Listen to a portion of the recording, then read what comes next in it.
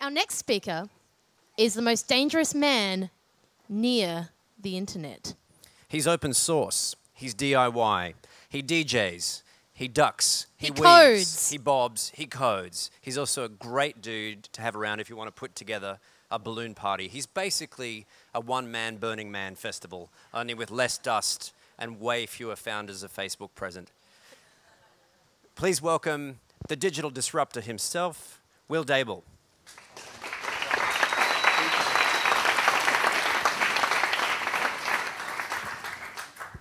Howdy. None of that sounds like food. But today I'd like to use two slightly fancy words that the loquacious among you might know. One is a Spanish word that apparently is used a lot in Mexico that we don't really have a translation for in English.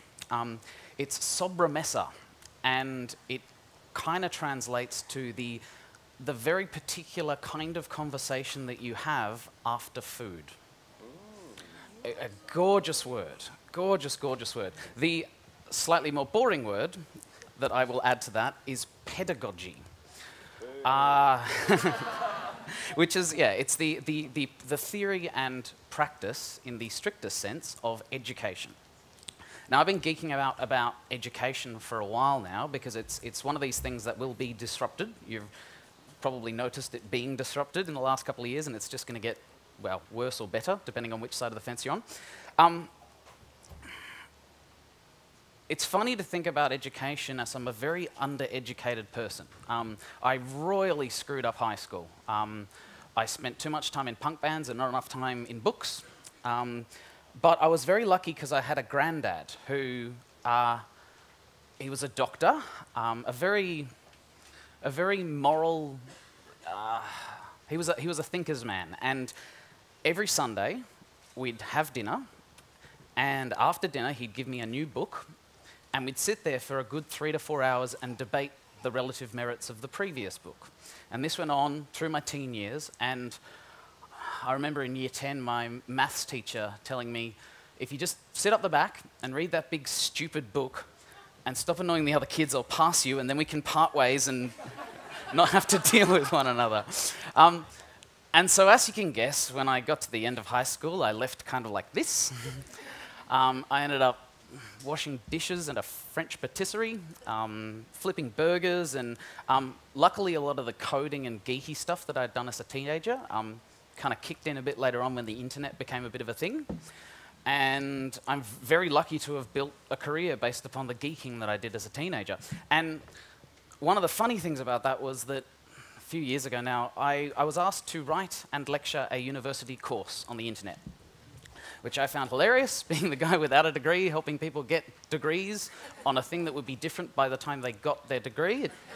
It just didn't make sense. And so being a geek, I started geeking out on how education works. And I found out an interesting factoid that 100 years ago, exactly 100 years ago in 1914, a professor by the name of Frederick J. Kelly invented what we now know as the multiple choice test. It's remained relatively unchanged in format and execution in the last 100 years. And the professor himself called it, and I quote, a test of lower order thinking for the lower orders. True facts. And it's because there was a mandatory 2 years of education, and it was 1914, so there was a big fat war on, and they needed to keep the war machine running. Officer, factory worker, guns, go. And so you can imagine my surprise and consternation when 100 years later, I'm in a room with these kids that I have grown to love through my tenure, and they're all sitting at these little desks. I'd never experienced a university exam until I ran one. And they're all sitting there, separated by like a meter of space so they don't cheat. The internet is about cheating. And they're sitting there with pencils and paper, writing a multiple choice answers about the internet. It blew my mind. It just did not work. And so I went off on this big, Molotov flinging journey to do the disruption thing about education, and we started the Fitzroy Academy of Getting Shit Done, and got deep into this world of alternative education. There's millions of untracked hours of alternative education going on out there, and I guess through my luck and a bit of hard work with internet stuff and starting a cafe in Fitzroy, little cafe called Grace, and a few other bits and pieces, I'm lucky enough to be able to take a bit of time off finally, as of a month ago. And one of the things I did was I took my grandma and grandpa down to Tassie, where they grew up, and we went to the house where my granddad was born, and he showed me the little bit of dirt that had apparently a cat buried under it, because his dad had squished it.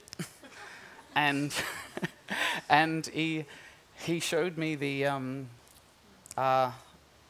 graveyard where his mum was buried, and his mum before her.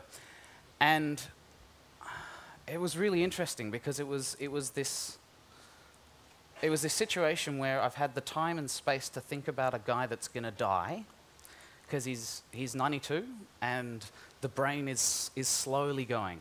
You know, there's 3 or 4 stories, and he says them over and over and over and over and over again. And around the dinner table, we all sit there and we kind of wink at each other and we smile and nod and just let him burn through it, because we know he loves telling his stories. And I guess because I've never had an elderly relative die on me, so I have no idea what it's like.